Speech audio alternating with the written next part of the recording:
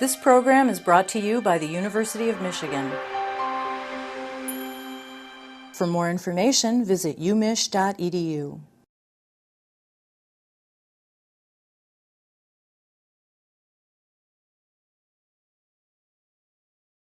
Carpets, particularly the use of rubber all-weather carpets that are done as an aftermarket item. And in some cases, if you don't actually clip them down the way they're supposed to be clipped down, then they move around and they can interfere with the gas pedal. It is not a problem if you use original Toyota carpets, if they're clasped down. More recently, they found a sticky accelerator pedal, a sticky gas pedal. And the sticky gas pedal happens after you've had the vehicle for a while. In a few older vehicles, it's a relatively small number of vehicles, less than 50, that have reported this problem. They have two suppliers who make the pedals, Denso and CTS. And for the CTS design, this one part can wear, and when it's exposed to humidity, can cause this feeling of stickiness. The pedal doesn't immediately come back up. They haven't found any accidents because of this. That is really the one that led to the big recall most recently that's also stopped production, because the only way to fix that gas pedal is to actually replace a part and substitute something or replace the entire gas pedal. CTS has already solved the problem. They have a new design for a gas pedal that's being shipped to Toyota plants right now. In fact, it's at some of the Toyota plants. And for all the new cars, they can just assemble it right into the cars. For the millions of cars on the road, they now have to have another type of fix. They can't make millions of gas pedals overnight. So they need another fix so they can repair those pedals. They already have something that they are confident will work, and then they'll start doing those repairs at dealerships. In the case of the sticky pedal, the brake works. It'll stop the car. So it's not, it doesn't appear to be something that's life-threatening or very dangerous. And in addition to that, if you drive another car that's not a Toyota and you have the carpet loose, you can have the same problem. And there are cases of sticky pedals in other cars. So it's not clear that it's that peculiar to Toyota.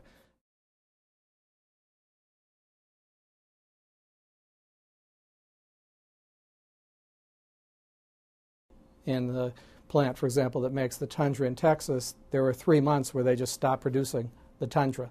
So they had 3 months, not this summer, but the summer before, and they brought all those people to work every day, and they trained them on the basics of TPS. They trained them in quality methods. They looked at every single defect that they could find that comes through in their inspection process, and they put in place countermeasures.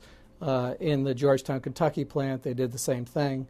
In the Georgetown, Kentucky plant, their quality is 45% better than it was a year ago as a result of those investments.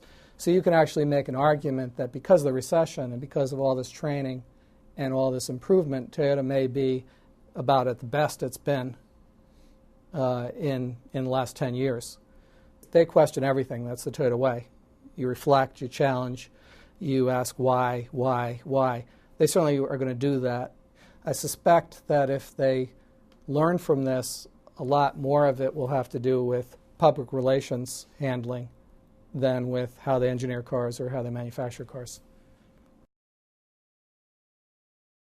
Ford has been getting a lot of positive publicity for the quality of their vehicles, and this is wonderful for them. I mean, the best thing that can happen is the big kid on the block who's always smarter and always better suddenly falls down and stumbles and has a problem.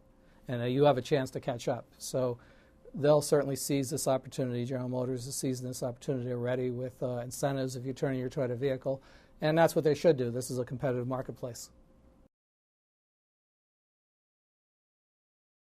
It'll take very little time to right the ship technically, but it's going to take a lot more time to right the ship in their public image and public relations.